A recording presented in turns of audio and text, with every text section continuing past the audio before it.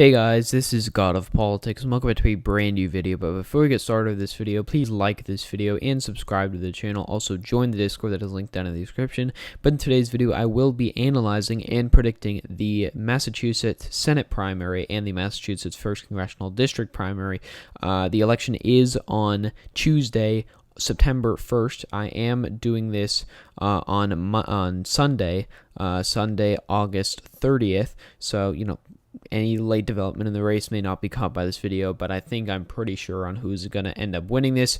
I did make a video about this primary before, and at that time, things looked a lot better for Joe Kennedy III, who is the Democratic challenger to Ed Markey. He is the incumbent representative, and this whole thing is happening because, usually we've seen a lot of lately, we have progressive candidates challenging Democratic incumbents who are more moderate in safe districts, and those progressive Democrats have so far been pretty successful in actually beating incumbents, not necessarily winning a lot of the races in competitive districts, but they have been winning a lot of primaries against these Democratic incumbents. But this is kind of the flip side. You have a more moderate Democrat who is still quite progressive on some issues, going against Ed Markey, who is quite progressive. He authored the Green New Deal. He's also co-sponsored things like Medicare for All. He's up there in the most progressive progressive senators with Bernie Sanders, Elizabeth Warren, Sherrod Brown, people like that. So this has been a very interesting primary, a hotly contested primary. It is Joe Kennedy III, who is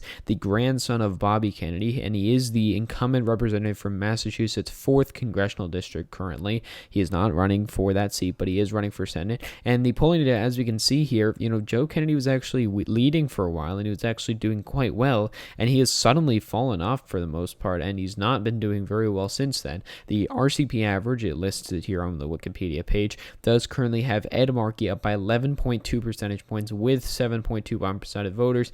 If we look at some of these individual polls, one has Ed Markey up 12, one has him up 7, one has him up 10, one has him up 12, one has him up 2, we're getting back, a little bit further here, but one has them up, even 15 points. So this has been quite interesting to see the developments in this race. For example, the most, striking one is the one that showed Joe Kennedy, formerly, according to the Emerson College poll, up 16 points, now shows Ed Markey up 12 points. So that is a huge shift in the race. Joe Kennedy lost 14 points. Ed Markey gained 14 points.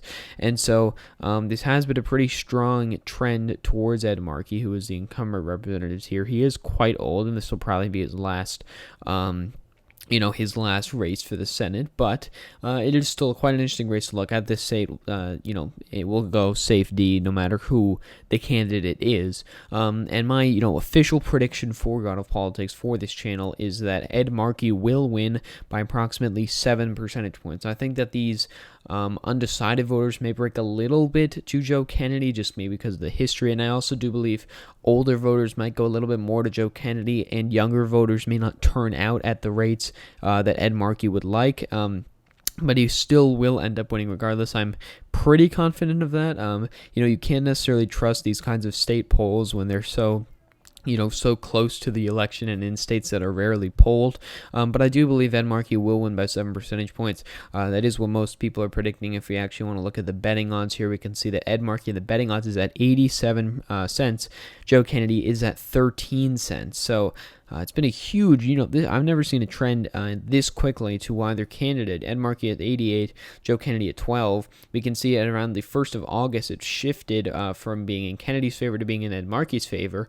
But, at one point, Joe Kennedy was up right around 77 cents in terms of his chance to win. That was, basically his peak, and that was towards the end of July. He has now fallen all the way down to 12 cents, so it has really been not a good campaign for him, and it's kind of hard to see, what happened to Joe Kennedy's campaign. I would assume he has a history, not a history, but I assume he has a future in politics in some form or another. He's currently a representative. Maybe he gets a cabinet position. A lot of people have been talking about if he does get elected to the Senate, he could be a future presidential candidate, but a lot of that is just due to the name of Kennedy. People are hyping him up because of that. And so, again, I am predicting Ed Markey will get around a 7-point win. Now, another race we do have is Massachusetts Congressional District, the 1st Congressional District. You do have incumbent representative Richard Neal versus his Democratic challenger Alex Morse. And Alex Morse did have some sort of a scandal, something like that.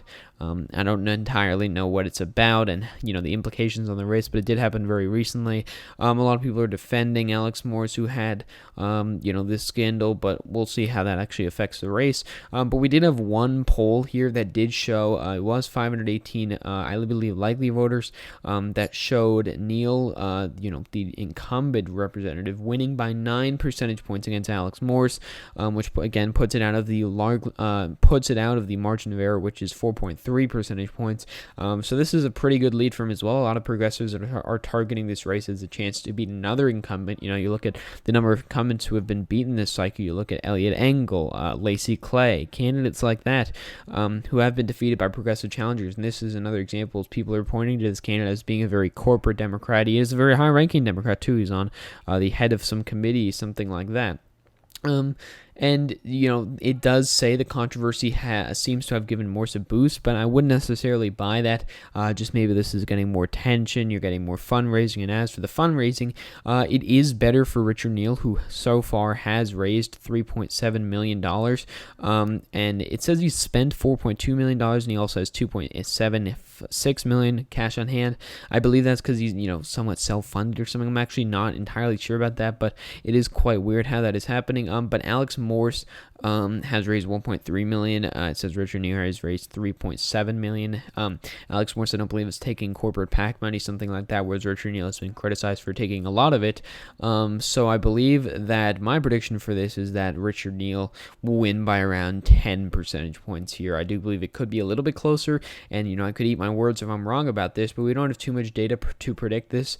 But I do believe Richard Neal will win by around 10 percentage points. That could be somewhat of a bold prediction, but I just don't believe that Alex Morse has the best chance of actually winning this primary. But my two predictions for today, I do have Ed Markey winning by 7 percentage points, and I have Richard Neal winning by 10 percentage points. So those are my two predictions for, I believe, the last primary we have of these elections. And then we have the general campaign that is officially kicked off. Labor Day happens, things like that.